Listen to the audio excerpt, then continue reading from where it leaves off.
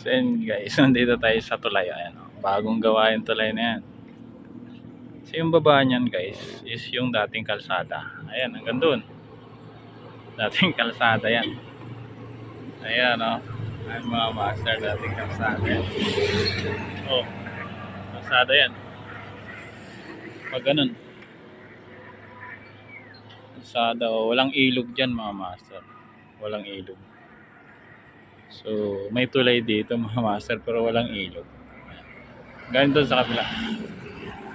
Yan natin dito sa kabila. Bagong tulay yan! Bagong tulay! Ayan na dito sa kabila. Lalim. Diba? Walang ilog mga master. Oh.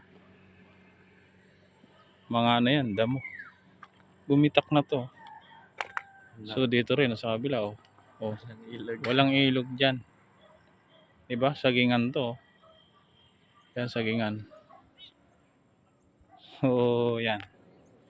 Hindi problema mga master yung ilog para magka-project ng tulay. Hindi ko alam kung bakit ginawan nila to ng tulay. So yung ilalim niya, yun yung kalsada dati.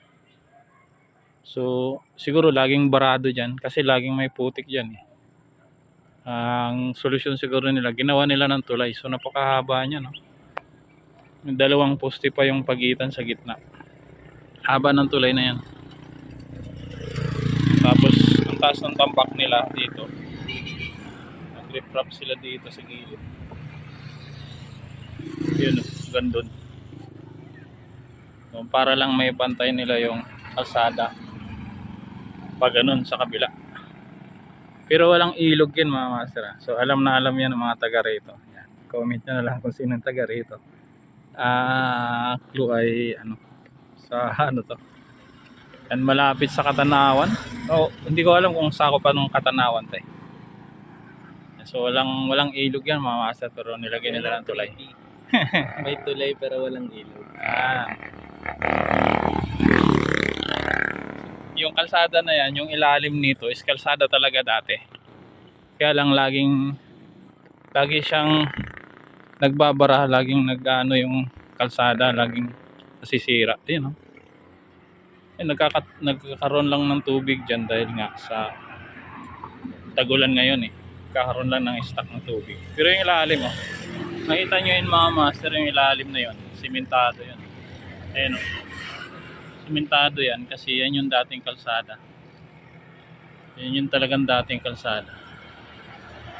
Nilagyan lang talaga nila to ng tulay. Hindi ko alam kung para pumantay yung kalsada dun sa kabila, no? O dahil lang sa laging nagbabara yung nasisira yung kalsada dyan, laging nagkakaroon ng putik.